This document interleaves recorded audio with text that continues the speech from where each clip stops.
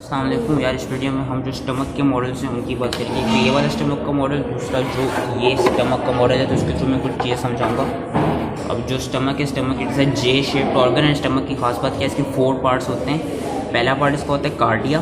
Cardia में यहाँ पे कार्डियल ओरिफिस भी होती है। ऊपर एसोफेगस आ रहा होता है, एसोफेगस आगे जाके अपना कार्डिया के थ्रू जो स्टमक उससे कनेक्ट होता है। और जो कार्डियल ओरिफिस उसकी क्या कहते हैं, जो सर्कुलर मसल होते हैं ना, अंदर के इनर जो सर्कुलर स्मूथ मसल होते हैं, वो कॉन्स्ट्रक्शन प्रोवाइड कर रहे होते हैं कार्डिया के लिए, कार्डियल ओरिफिस बना रहे होते हैं। उसके बाद जो ये ऊपर वाला पार्ट आता है, this upper part is known as fundus of stomach. बाद में सारी आती है बॉडी। बॉडी के बाद ये जो डिस्टल पार्ट होता है, ये डिस्टल पार्ट सारा आता है पाइलोरस, और पाइलोरस आगे जाके जो जोड़े में वहाँ से कनेक्ट हो रहा होता है। वो होता है कि जो पाइलोरस है उसके यहाँ पे ये होती है पाइलोरिक एंट्रम।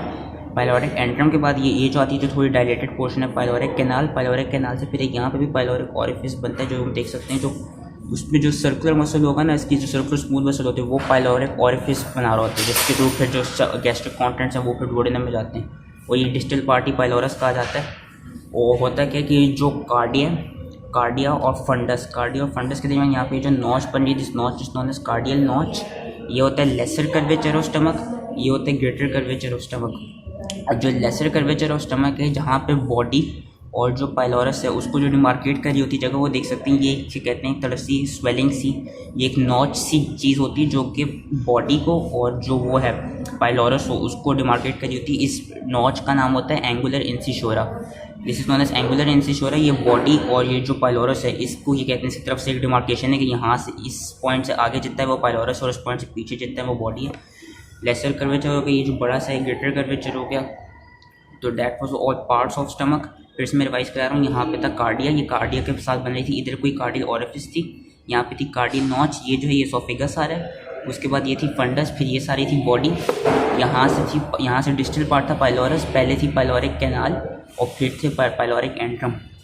अब होता क्या है कि जो स्टमक का लेसर और ग्रेटर कर्वेचर है, वहाँ से कुछ पेरिटोनियल के फोल्ड्स के कहते हैं डिराइव होते हैं, जो इसको स्टमक को डिफरेंट ऑर्गन से कनेक्ट कर रहे होते हैं। जिस तरह जो लेसर सैक है, लेसर सैक में देख सकते हैं, ये जो उन्होंने येलो से दिखाया हुआ है ना, उसको बल्कि निकाल ही दूँ। ये जिन्होंने एक तरफ से येलो से दिखाया हुआ है, येलो बेसिकली पेरिटोनियल की कवरिंग है।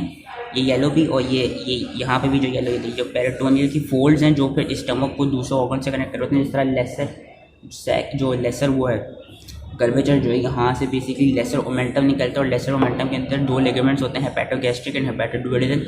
जो स्टमक होते हैं वो इसके लेसर ओमेंटम के थ्रू, जो लिवर होते हैं उससे थ्रू हेपेटोगैस्ट्रिक लिगामेंट के थ्रू कनेक्ट हुआ होता है। वेरस जो ग्रेटर कर्वेचर होता है, ग्रेटर कर्वेचर से एक एप्रन लाइक ग्रेटर ओमेंटम निकलते हैं, वो उसके हम मॉडल में पढ़ेंगे।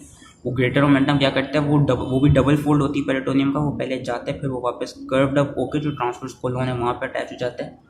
और जो ग्रेटर कर्वेचर होगा ना, ग्रेटर कर्वेचर पे ये कहते हैं, ग्रेटर कर्वेचर पे भी आपके जो ग्रेटर कर्वेचर से जो ग्रेटर मोमेंटम निकल रहा होगा, उसमें भी जो 3 लिगामेंट्स होते हैं जो स्टमक को डिफरेंट ऑर्गन से कनेक्ट कर होते हैं, जिसमें गैस्ट्रोकोलिक लिगामेंट, गैस्ट्रोफ्रेनिक लिगामेंट और गैस्ट्रिक स्प्लीनिक लिगामेंट आ जाता है। जो गैस्ट्रोकोलिक है वो स्टमक को कोलोन से कनेक्ट कर रहे होते हैं, जो गैस्ट्रोस्प्लीनिक है वो स्टमक को स्प्लीन से, और जो गैस्ट्रोफ्रेनिक है वो स्टमक को डायफ्राम से कनेक्ट कर रहे होते हैं। तो ये थे स्टमक की जो पेरिटोनियल फोल्ड के थ्रू जो वो थे, इसके लिगामेंट्स थे।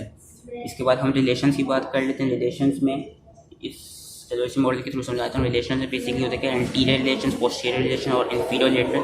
इंफीरियरली और लेटरली होता है कि स्टमक के ट्रांसवर्स कोलोन लाइट कर रहा होता है, और जो लेफ्ट कॉलिक फ्लेक्सर है, जो ट्रांसवर्स कोलोन का इस्तेमाल करके लेफ्ट कॉलिक फ्लेक्सर आता है, वो जिसको स्प्लीनिक फ्लेक्सर भी कहते हैं, वो इसके इंफीरियर लेटरली होता है। उसके बाद ये कहते हैं जो एंटीरियर रिलेशन होता है स्टमक के एंटीरियर रिलेशन में आपका लेफ्ट डोम ऑफ डायफ्राम आ जाता है, लेफ्ट लोब ऑफ लिवर आ जाता है, साथ में एंटीरियर एब्डोमिनल वॉल आ जाती है, लेफ्ट लंग आ जाती है, एंड लेफ्ट कोस्टल मार्जिन्स आ जाते हैं।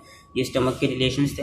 अब जो ब्लड सप्लाई है स्टमक की, और साथ में हाँ पोस्टीरियर रिलेशन में इस वाले मॉडल से ज़्यादा बेहतर करवा देता हूँ। होता क्या है कि जो स्टमक है विनो, ये इस तरह करके एक तरफ से जिन चीज़ों पे लाई कर रहा होता है उसको कहते हैं बेड ऑफ स्टमक, कि वो एक तरफ से लेटा हुआ है। इस तरह करके जो दिखाया हुआ है ये स्टमक लेटा हुआ है। पीछे को उन्होंने पैंक्रियास दिखाया हुआ है, पैंक्रियास के साथ डुओडेनम दिखाया हुआ है। ये जो वाइट सी कवरिंग दिखाई हुई है, वाइट सी कवरिंग बेसिकली पेरिटोनियम की कवरिंग है जो स्टमक को कवर कर रही है। होता है कि जो स्टमक का बेड, जो स्ट्रक्चर स्टमक का बेड बना रहे होते हैं पोस्टीरियर रिलेशन में, उसमें पैंक्रियास आ जाता है, एंड जो ओमेंटल बर्सा होता है which is also known as lesser sac, उसकी एंटीरियर बाउंड्री होती है। तो ये दो स्ट्रक्चर्स हैं जो कि बेसिकली ये कहते हैं पोस्टीरियर रिलेशन में होते हैं स्टमक के, और जो बेड ऑफ स्टमक बना रहे होते हैं जो स्ट्रक्चर जो अगेन जो पोस्टीरियर रिलेशन में ही होंगे स्टमक के, उसमें सुपीरियरली टू इन्फीरियरली सबसे पहले लेफ्ट लोब ऑफ डायफ्राम, सबसे पहले डायफ्राम आता है, डायफ्राम के बाद लेफ्ट किडनी आती है, लेफ्ट किडनी के बाद लेफ्ट सुप्रारीनल ग्लैंड आता है, सुप्रारीनल ग्लैंड के बाद स्प्लीनिक आर्टरी आती है, फिर पैंक्रियास आता है, और फिर जो ट्रांसवर्स मीजोकोलोन है, ये स्टमक के स्ट्रक्चर्स बना रहे होते हैं सुपीरियरली टू इन्फीरियरली। मैं एक दफ़ा फिर से रिवाइज कर रहा हूँ क्योंकि मैं एक चीज़ भूल गया था।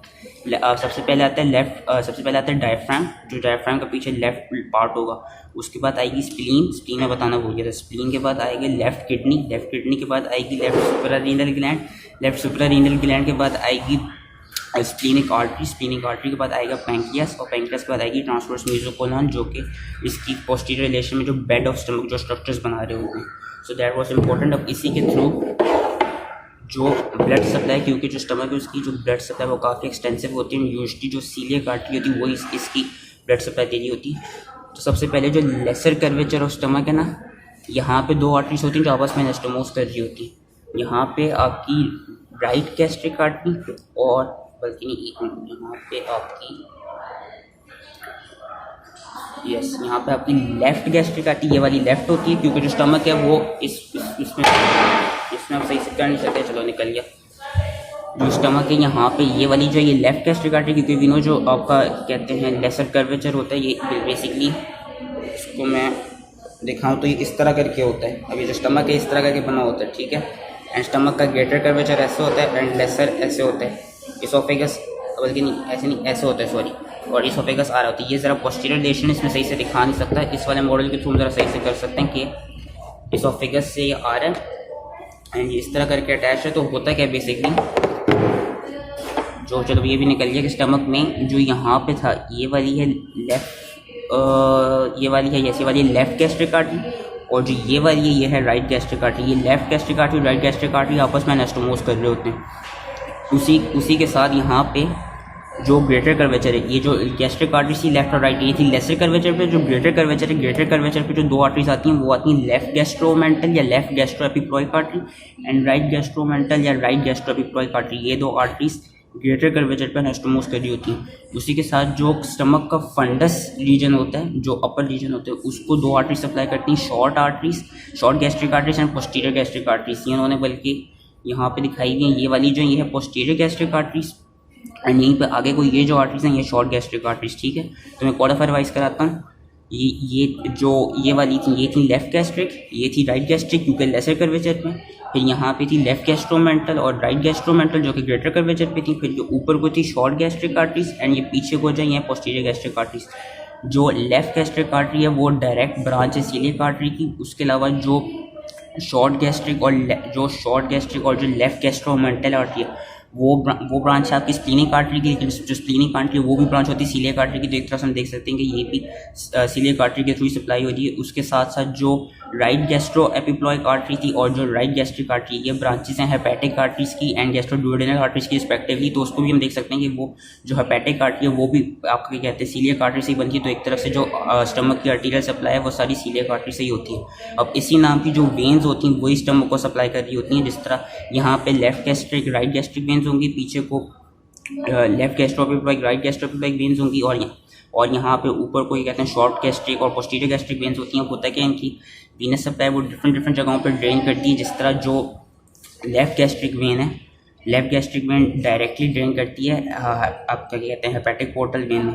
जो राइट गैस्ट्रिक जो क्या कहते हैं लेफ्ट गैस्ट्रोएपिप्लॉइक वेन है, और जो शॉर्ट गैस्ट्रिक वेन है वो आपकी ड्रेन कर रही होती हैं स्प्लीनिक वेन में। स्प्लीनिक वेन फिर आगे जाकर ड्रेन करती है हेपेटिक पोर्टल में, क्योंकि जो स्प्लीनिक वेन है वो सुपीरियर मेसेंटेरिक वेन से बनती है। जो राइट गैस्ट्रोएपिप्लॉइक वेन है, राइट गैस्ट्रोएपिप्लॉइक वेन आपकी ड्रेन कर रही होती है सुपीरियर मेसेंटेरिक वेन में, और जो सुपीरियर मेसेंटेरिक वेन है वो डायरेक्टली उसके अंदर चली जाती है आपकी जो हेपेटिक पोर्टल वेन थी। तो यही वीनस सप्लाई थी। वीनस सप्लाई कोड मैं रिवाइज करा देता हूँ। जो लेफ्ट गैस्ट्रिक वेन थी, जो left and right gastric veins थी वो डायरेक्टली ड्रेन कर रही है हेपेटिक पोर्टल वेन में। जो शॉर्ट गैस्ट्रिक वेन है एंड जो लेफ्ट गैस्ट्रोएपिप्लॉइक वेन है वो ड्रेन करती है स्प्लीनिक वेन में, फिर स्प्लीनिक वेन से ड्रेन करती हैं हेपेटिक पोर्टल वेन में। जो राइट गैस्ट्रोएपिप्लॉइक वेन है ना, राइट गैस्ट्रोएपिप्लॉइक वेन डायरेक्टली ड्रेन करती है सुपीरियर मेसेंटेरिक वेन में, फिर सुपीरियर मेसेंटेरिक वेन ड्रेन करती है हेपेटिक पोर्टल वेन में। रिमेंबर कि hepatic portal vein it is made up of superior mesenteric vein and splenic vein, इन दो की फॉर्मेशन से हेपेटिक पोर्टल वेन बनती है। तो इसकी वीनस सप्लाई थी। अब जो इसकी लिम्फ नोड की सप्लाई वो भी काफ़ी एक्सटेंसिव है, क्योंकि इसको हम देख सकते हैं इसकी आर्टीरियल और वीनस सप्लाई भी काफ़ी एक्सटेंसिव है। होता क्या, जो इसका ये वाला जो रीजन है, जो सुपीरियर 2/3 हैं, वो इसको सप्लाई कर रहे होते हैं गैस्ट्रिक लिम्फ नोड्स, इस रीजन को सप्लाई कर रहे होते हैं। और जो इसका डिस्टल 1/3 रीजन होता है ना, यहाँ वाला, वो सप्लाई हो रहा है पैंक्रियाटिक क्या कहते हैं, सॉरी, पाइलोरिक लिम्फ नोड से, क्योंकि ये रीजन पाइलोरस था। ये वाला रीजन सप्लाई हो रहा है गैस्ट्रिक लिम्फ नोड से, ये वाला रीजन सप्लाई हो रहा है पाइलोरिक लिम्फ नोड से। ये जो ऊपर फंडस वाला रीजन था और जो यहाँ से जो सुपीरियर रीजन है, ये सप्लाई हो रहा होता है पैंक्रियाटिक और स्प्लीनिक लिम्फ नोड से। वैसे जो यहाँ वाला जितना एरिया, ये सारा सप्लाई हो रहा होता है पैंक्रियाटिक और डुओडेनल लिम्फ नोड से, ठीक है। और ये जो सारे लिम्फ नोड्स हैं ना, ये फिर आखिर में जाके सप्लाई किसको करते हैं, सीलिक लिम्फ नोड्स में। जो स्टमक की अगर लिम्फ नोड्स की सप्लाई सही से ना याद हो पार्ट्स की, तो ये याद रखना है कि जो उसकी एंड में लिम्फ सप्लाई होगी ना, वो होगी डायरेक्टली सीलिक लिम्फ नोड्स में। तो फिर से एक दफ़ा रिवाइज करा रहा हूँ, जो ये वाला पार्ट है, जो कि सुपीरियर 2/3 पार्ट जो होते हैं, वो होते हैं गैस्ट्रिक लिम्फ नोड्स में। जो यहाँ पर डिस्टल वाला इंफीरियर 1/3 जो पार्ट होता है, वो हो रहा होता है पाइलोरिक लिम्फ नोड्स में। जो यहाँ पे जो ग्रेटर कर्वेचर के इस साइड पे ये वाला रीजन, जो ये सप्लाई हो रहा है पैंक्रियाटिक और स्प्लीनिक लिम्फ नोड्स में। एंड जो ये वाला रीजन है, ये सप्लाई हो रहा होता है पैंक्रियाटिक और डुओडेनल लिम्फ नोड्स में। और फिर ये चारों लिम्फ नोड्स डायरेक्टली जाते हैं सीलिक लिम्फ नोड्स में। ये arterial supply, Venus supply, lymph supply. अब लास्ट में इसकी नर्व सप्लाई आ जाती है, जो नर्व्स दिखाएंगे। नर्व का याद रखते हैं, उसको सिंपैथेटिक और पैरासिम्पैथेटिक नर्व होती है। जो पैरासिम्पैथेटिक नर्व होती है, उसमें आपकी वेगस नर्व आ जाती है, वो अपनी एंटीरियर और पोस्टीरियर वेगल ट्रंक्स के थ्रू इसको सप्लाई करती है। और वो सेक्रेटोमोटर होती है, उसका काम भी होती है कि वो स्टमक के अंदर जो एसिड की सिक्रीशन है वो कराती है।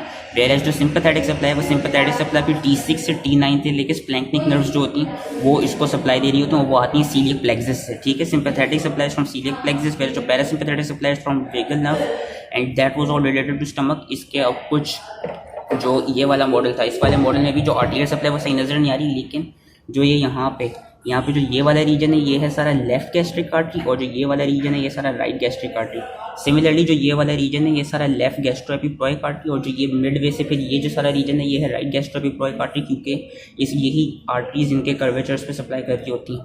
अब इससे रिलेटेड जो क्लिनिकल्स आ जाते हैं, उसमें एक आपका आता है हाइएटल हर्निया। हाइएटल हर्निया क्या है कि उसमें होता क्या है कि जो ऊपर जो एसोफेगस है, वी नो कि एसोफेगस की भी 3 कंस्ट्रक्शंस होती हैं। प्रीकोफेरेंजियल कंस्ट्रक्शन होती है, एक उसकी थोरेसिक कंस्ट्रक्शन होती है, और एक एसोफेगस की जब वो एसोफेगल हाइएटस के थ्रू आ रहा होता है तो वहाँ पे कंस्ट्रक्शन होती है।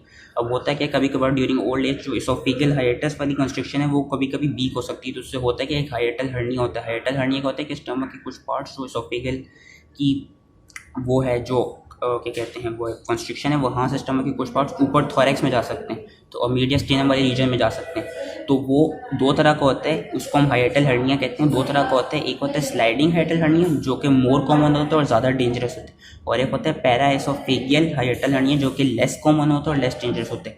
जो पैराएसोफेगियल हाइएटल हर्निया ना, उसमें होता क्या है कि जो कार्डिया मेंटेन रहेगा और एसोफेगस भी सही से मेंटेन रहेगा, लेकिन जो फंडस है ना, फंडस उस एसोफेगल ओपनिंग के थ्रू ऊपर चला जाएगा। वो इतना डेंजरस इसलिए नहीं होता क्योंकि जो भी क्या कहते हैं कॉन्टेंट्स है स्टमक के, वो स्टमक के अंदर ही रहते हैं, क्योंकि एसोफेगस से वो कार्डिया में जाते हैं, कार्डिया से फिर वो ऊपर फंडस वगैरह में जाते हैं एंड बॉडी में, लेकिन सिर्फ फंडस ही ऊपर को गया होता है तो वो इतना डेंजरस नहीं होता। जो स्लाइडिंग हाइएटल हर्निया होती है वो ज़्यादा डेंजरस इसलिए होती है क्योंकि उसमें होता है कि जो एसोफेगस है और जो कार्डिया है वो पूरा एसोफेगल हाइएटस के थ्रू ऊपर चला जाता है। तो उससे होता है कि जो स्टमक के कंटेंट्स है ना, क्योंकि एसोफेगस के साथ वो पूरी कार्डियल जो ओपनिंग है, कार्डियल ओरिफिस जो है, वो एसोफेगल हाइएटस के थ्रू ऊपर चला गया, तो उससे होता है कि वो जो सारी गैस्ट्रिक कंटेंट्स हैं वो फिर ऊपर रिकर्किटेट कर जाते हैं, जिसकी वजह से बंदे को पेन और इन्फ्लेमेशन वाली सेंस प्रोड्यूस होती है, ठीक है। और उसमें एक चीज़ मैं बताना भूल गया था कि जो आपके डाइजेशन में हेल्प करते हैं, क्योंकि स्टमक का मेन काम डाइजेशन है।